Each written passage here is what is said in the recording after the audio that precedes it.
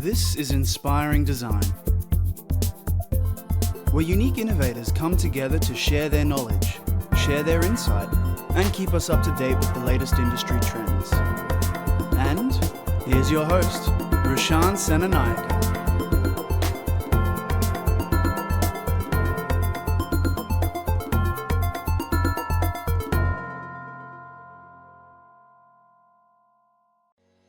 What's up, listeners? Welcome to another episode of Inspiring Design with Prashant Senanayake.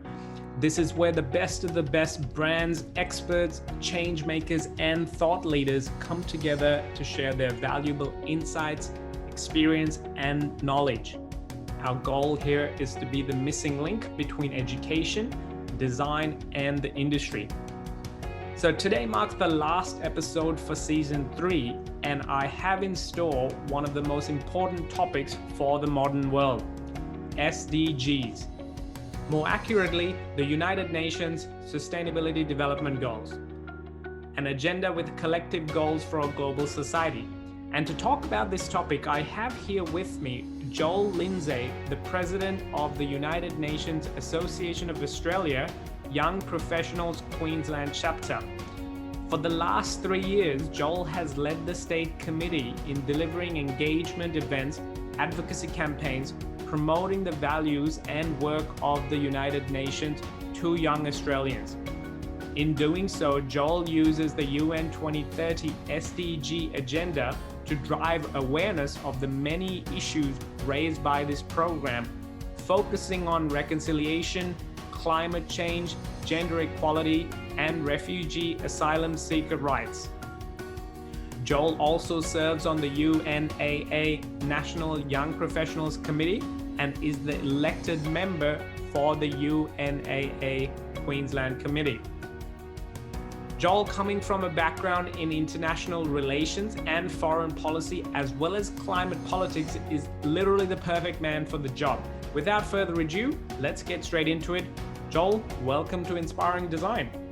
Good afternoon, Rashan. Thanks for having me. My pleasure. And to kick things off, can we start off with a little bit of background on yourself? What's your story? Of course. Good place to start. So I think, unlike the really enviable entrepreneurs of our time, I left high school not really knowing what I wanted to do at all. I went to university to do Bachelor of International Studies. Mostly had a pretty vague interest in international relations. Knew I wanted to do politics, wanted to learn some language, wanted to travel a bit. So I thought the international studies thing was perfect. And then really towards the end of that study, I really got involved and interested in international development, the sustainability, design, education aspect of what we're talking about today. So undergrad was Bachelor of International Studies, as I said.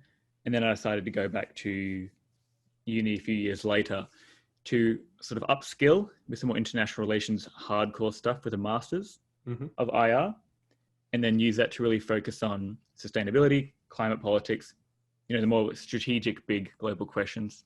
Yeah. Awesome. Well, from there, what's your involvement in the UN? So I should be clear at the start that the UN is a professional organization based all across the world, and my organization, United Nations Association of Australia, is a volunteer agency that spans this country, but is not, unfortunately, as much as I'd like to be, directly involved professionally with the United Nations. We are an advocacy group based in this country and work to inform people about and engage people with the work and values of the proper UN.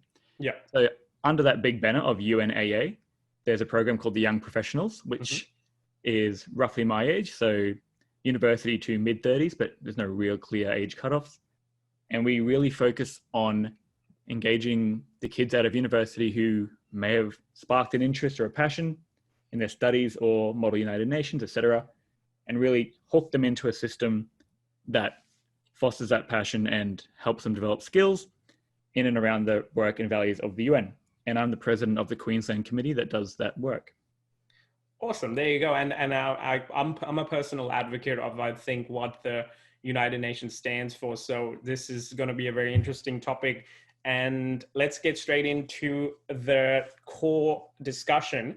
It's around exactly understanding what is an SDG. So in your words, can you clarify to us exactly what is an SDG? Of course, and it's a really important question.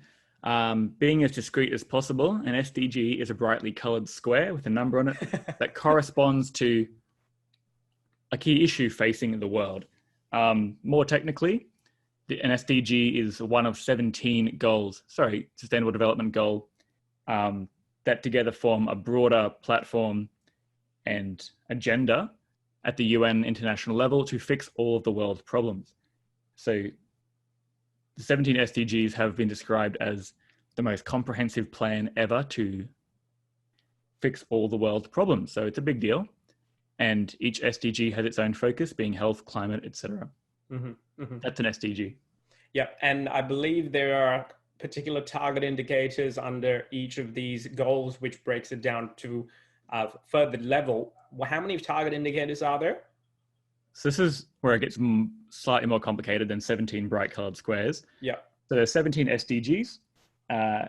Each one has roughly 10 targets under each goal. So you have a total of 169 targets. Yeah. And to further complicate matters, each target, and this is an ongoing issue for United Nations, is overcomplicating things, 247 indicators. So 17 goals, 169 targets, and each target has one or two particular indicators for measuring progress attached to it, totaling 247 indicators of progress that get reported on by the UN every year. Love that. That's awesome. And so in terms of, from the UN's point of view, are these targets designed towards the world by an X year, or is it ongoing?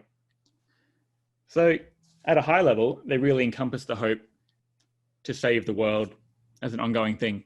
But this specific SDG agenda is called the United Nations Sustainable Development Goal Agenda for 2030.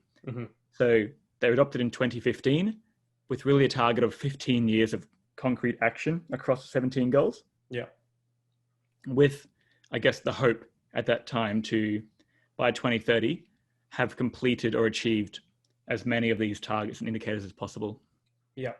Awesome. And here's a bit of a tough question. I feel like I'm going to push you a little bit, especially on your memory, but can you actually list what those 17 goals are, just for the purpose of our listeners as well, who's never come across them? Of course. And I've tried before. I've never once got it correct, but today's the day. So 17 SDGs, starting from the top. Number 1 is no poverty. And that goal essentially is end poverty in all its forms everywhere. That's a big one for the UN, and it's a legacy one from the Millennium Development Goals, which we might talk about later. But that's it. That's the UN's core work, ending poverty. Goal 2 is zero hunger. And specifically, ending hunger and achieving food security and improved nutrition and promoting sustainable agriculture. That's feeding the world. Also another one from the Millennium Development Goals. Goal 3 is good health and well-being. This one's quite straightforward. Ensuring healthy lives and promoting the well-being for all people at all ages. So that's everybody in the world is healthy and happy. Goal 4, quality education. It's a big one for our discussion today and for your listeners, I hope. Ensuring inclusive and equitable quality education and promoting lifelong learning for everybody. Actually, if I may interrupt you on that, number 4 is absolutely one of the most important, because this is the work that we do at Inspired Education is 100% towards those goals as well. So absolutely a huge advocate of number 4. So sorry to interrupt. Let's keep it going. No, it's perfectly fine. And these are designed to be engaged with for that exact reason. Yeah. I'm glad you brought that up because, you know, they are quite flashy and they're quite colorful, but the detail is really there for people to engage with, I guess, the meat of each goal. Yeah. And so some of them will appeal to some people's passions, and that's entirely the point. So happy to digress. Number 5 is a big one, and a focus of my Young Professionals Committee in the last few years is gender equality. A stated agenda of achieving gender equality and empowerment of all women and girls. And that includes a bunch of really important topics like female safety, child marriage, and a lot of the more entrenched and, you know, really perverse issues across the world. So that's a big one for us. Number 6, clean water and sanitation. Big one. Exactly. Ensuring availability and sustainable management of water and sanitation for all. So if you saw Bill Gates' recent Netflix special, he's quite big on clean toilets. It's one of his focus, which is incredibly important. And the whole area of wash is important, and that's what number 6 encompasses. Number 7, affordable and clean energy. This one is ensuring access to affordable, reliable, sustainable, and modern energy for everybody. This one's quite close to my heart. I work in renewable energy policy right now, and it's clearly quite linked publicly to the climate change movement, another focus of mine. Number 8, decent work and economic growth. That is promoting a sustained, inclusive, and sustainable economic growth, full and productive employment, and decent work for all. And that's a really big focus on fair work, ending things like sweatshops, introducing things like living wages, ensuring that people in the global community all work and everybody's treated fairly as part of a global system. Number 9, industry, innovation, and infrastructure. This goal is to build resilient infrastructure, promoting inclusive and sustainable industrialization and fostering innovation. That's a cool one for the design thinkers out there. Definitely. Number 10, reduced inequality. This is reducing inequality within and among countries. Number 11, sustainable cities and communities. Another one for the design thinkers. Make cities and human settlements inclusive, safe, resilient, and sustainable. And have a few sub-targets we can talk about there. I thought it might be of interest to your listeners. Number 12, responsible consumption and production.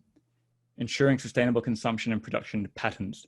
This is a big one in the media all the time about how much we're producing, how we use things, how we recycle, and really is a key one for conceptualizing what it means to be part of one planet with finite resources.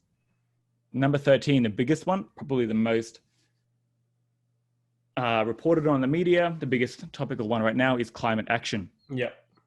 Given we are now in the so-called 10 years of action we have to have till 2030, climate action aims to take urgent action to combat climate change and its impacts, reflecting the fact that we're already at a point where we cannot avoid the worst impacts of climate change. So a lot of their targets actually focus on mitigation and preparing some of the world's most at-risk people for living with and surviving some of the effects that are coming.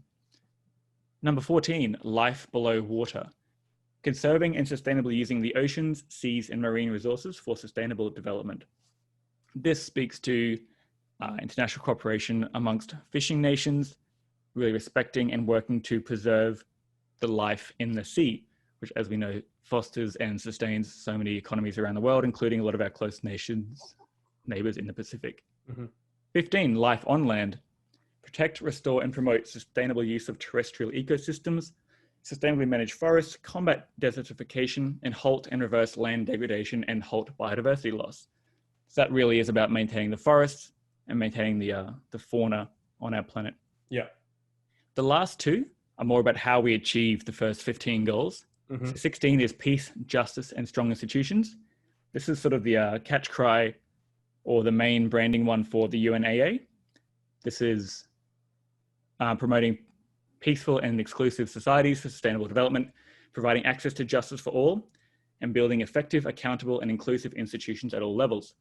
So that all levels one's quite important for us because we are at a level here, we're advocating on a national platform of UN values, and then all the way up to the UN internationally, make sure that all our institutions are peaceful, fair, and focused on justice. And then the big one, maybe the most important, goal 17 is partnerships for the goals. Strengthen the means of implementation and revitalize the global partnership for sustainable development. That in a nutshell is how we work together and really emphasizing the focus on partnering for the goals because none of them is achievable by itself and all require a decent amount of international cooperation. That's the 17 goals. I haven't missed any, I hope. Now you've done well, mate. I think that was very clearly explained, really thought out, and I'm sure the listeners who've never heard of an SDG goal before will simply by listening to that will understand the gravity of how big these topics are, and it's almost difficult to pick one over the other because they're all interlinked and somewhere or another part of a bigger system connected throughout. So thank you so much. Now, how do the stakeholders that are involved, like you already mentioned the fact that, you know, this is about collaboration and these kinds of things need to be come together. So at a high level, how do you see what stakeholders are actually involved in this process?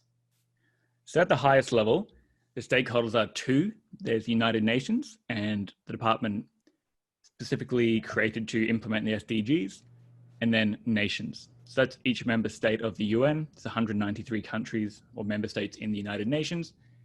And the SDG agenda is a partnership between the UN as a group of states and each individual state whose responsibility is to go home and really embed this thinking, this framework, and this design for global sustainability into their national policies. So they're the two biggest stakeholders at a high level. So for us, that's Australia and the UN. Yeah. The expectation is that we agreed with every other member state in 2015 to this agenda. We would then go home and write the values of this agenda into all of our policy ongoing as a way of, committing to or showing what we're doing, what we committed to publicly in 2015. At a lower level, the stakeholders is every other person on the planet.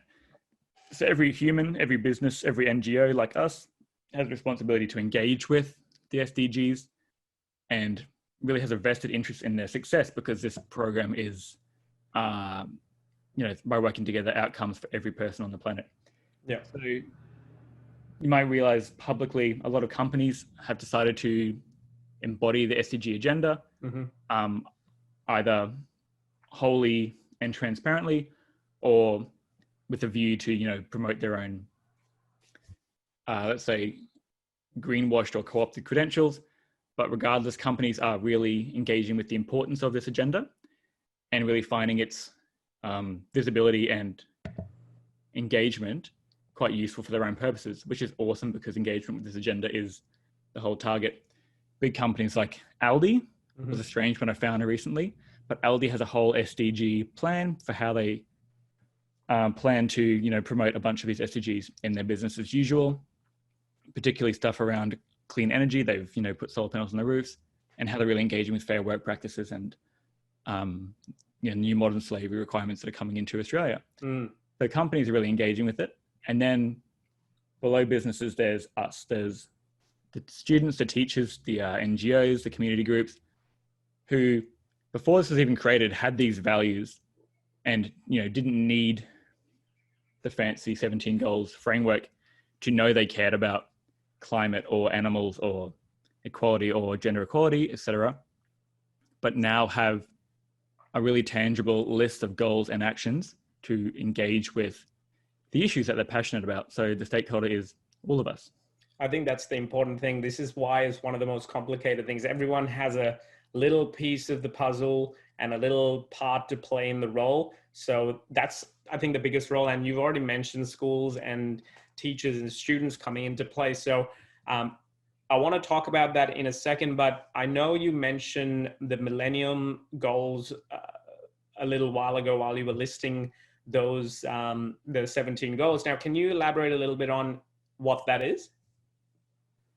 So the Millennium Development Goals were a pre-existing agenda that the UN created in the 1990s, which really was a hope to muster the strength and resources of what at the time they were calling the developed countries to really help the undeveloped countries on issues of education, poverty eradication, health, etc.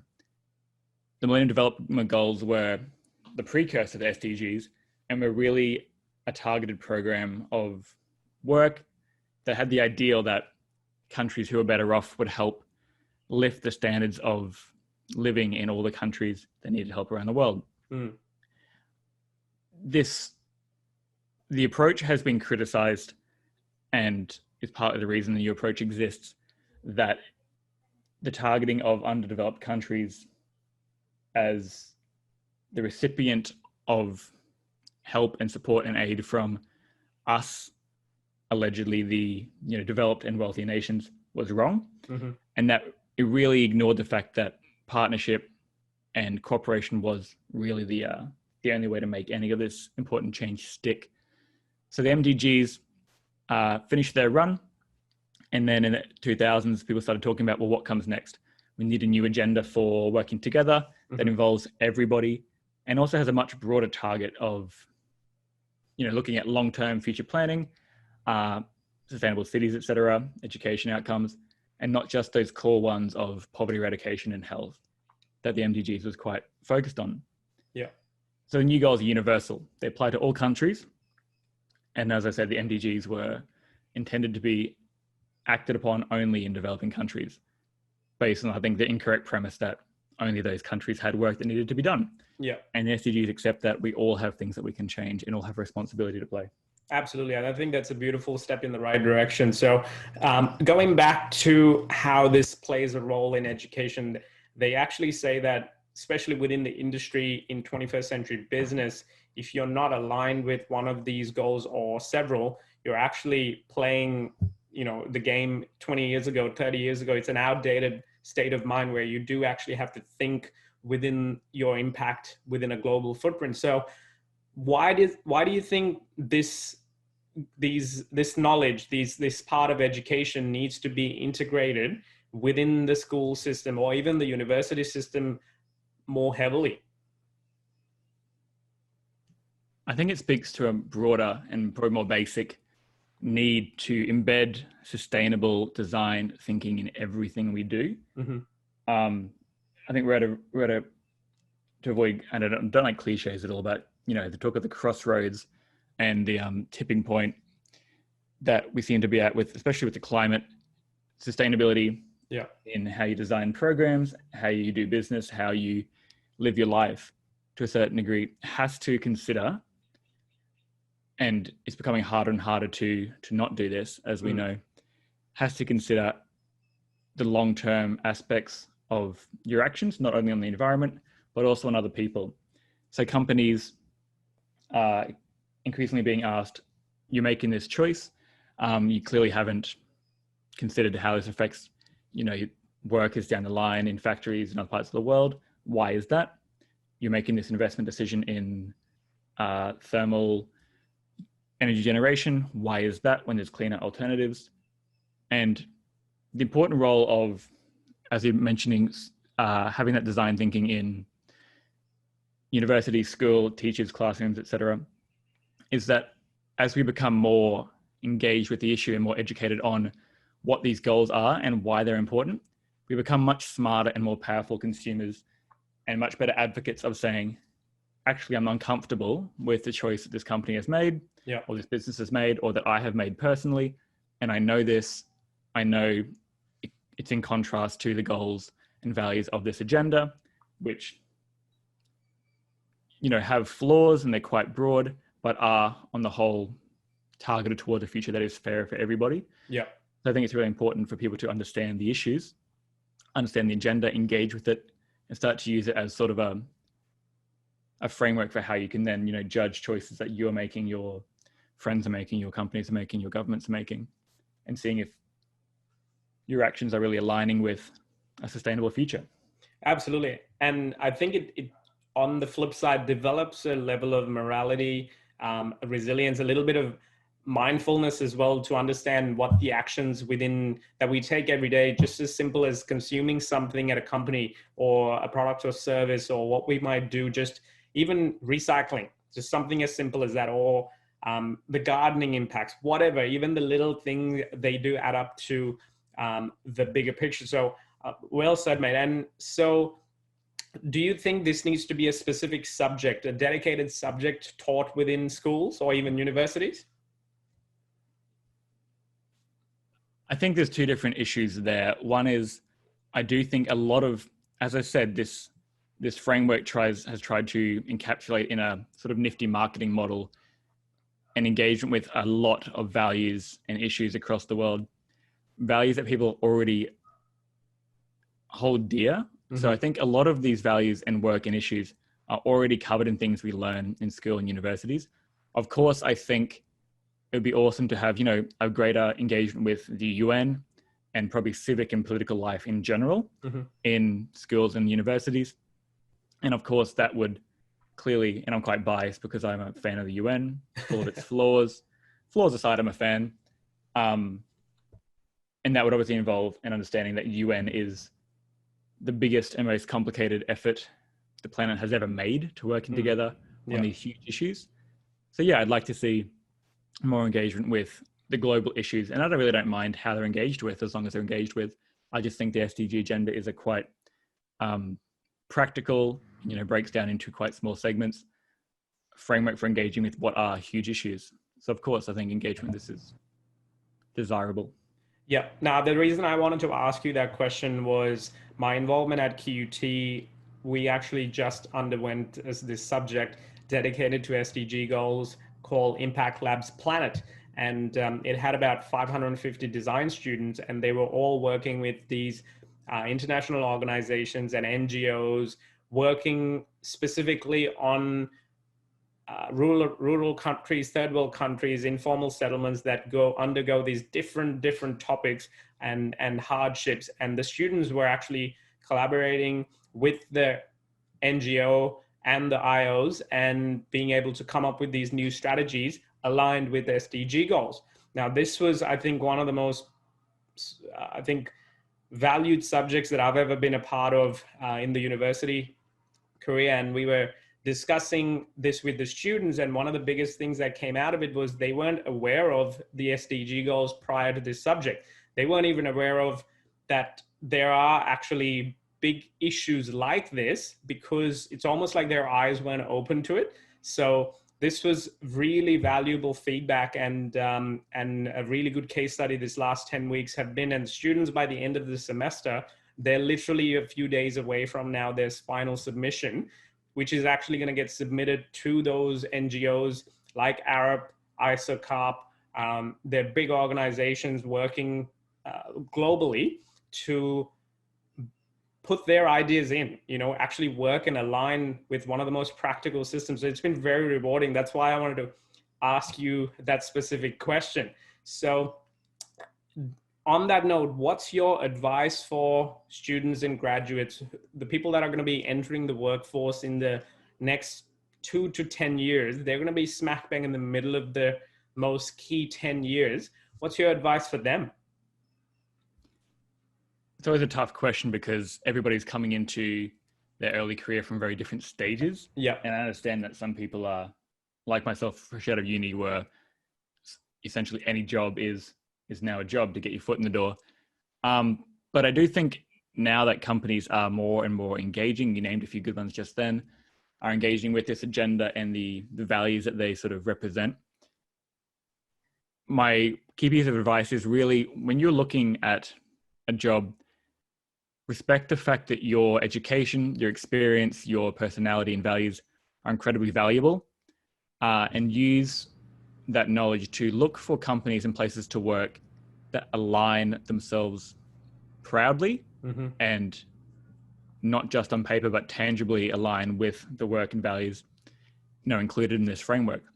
Yeah. It doesn't have to be SDG specifically, but look for those companies and people doing the awesome work, like you mentioned, across the world in these sort of key issue areas. And I think it's often described as look for values in a job rather than, pay outcomes.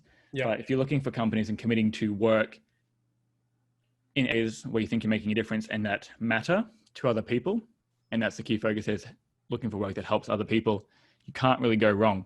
And you'll find that much more fulfilling. You never get bored, and it's really hard to get tired of a job where you think you actually are providing good outcomes for somebody else. So that's my only piece of advice. I think that's very worth listening to, is look for a job, look for a career that aligns with your values rather than some of the other targets we sometimes use to measure.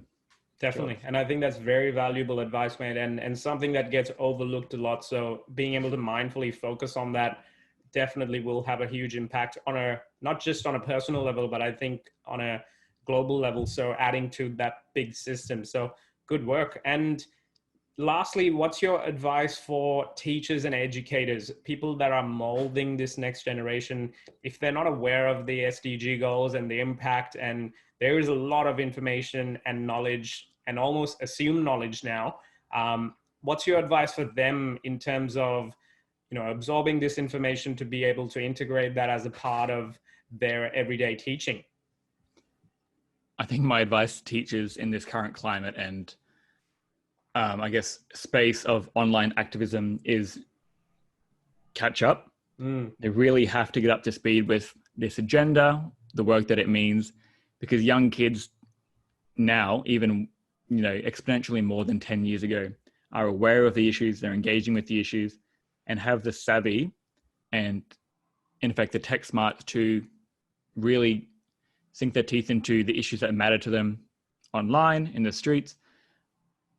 I always like to use the example of Greta Thunberg from Sweden. Was 16, decided she was passionate, decided to skip class one day and go and protest in front of Parliament. She now has millions of followers across the world doing the exact same thing because she started a movement. Yeah. So kids really are engaging with these issues much earlier, much faster, and they get it. They understand the time constraints for the work we have to do. They understand the impacts on their future should we not be successful in doing these things. So teachers really have a responsibility to understand these bigger issues outside of the incredible work that teachers already do, and find creative ways to engage their students in that work because they're doing it themselves anyway. Valuable advice, mate. So thanks so much. I think last but not least, do you have any advice on anyone who wants to learn more about the UN or the UNAA, and how can they get in touch with you? Yeah, of course. So UNAA, the national group I'm a part of, is pretty accessible by a lot of your regular social medias, but unaa.org.au is a great place to start. And from there, you can find my friends at the Young Professionals through that same page and get involved and get in touch. If you're younger listening to this podcast, UN Youth is a great organization to get involved with, really targeting the high school kids and getting early engagement. But yeah, that's the way to go. And we always love to get people involved, engaged, and really inspired by this work. And that's what we aim to do every day. Perfect, mate. Thanks so much for your time. Thanks for having me. Cheers, mate. Love your work, mate. SDG integration into education is a passion of mine, and I'm so glad to see the amazing work and the movement that you're doing with the UNAA. That's it for today, everyone. Now it's time to jump on to prashantsenanayake.com/podcast and check out the show notes from today's episode. Make sure you click onto the direct links to learn about the United Nations SDG agenda and check out the vital work Joel and his colleagues are doing at the UNAA. That brings Inspiring Design Season 3 to a close. Last but not least, that brings Inspiring Design Season 3 to a close. It's been one heck of a journey featuring some amazing guests. So make sure you guys click subscribe, share your thoughts and feedback on today's topic, and check out the previously featured guests as well. So till Season 4,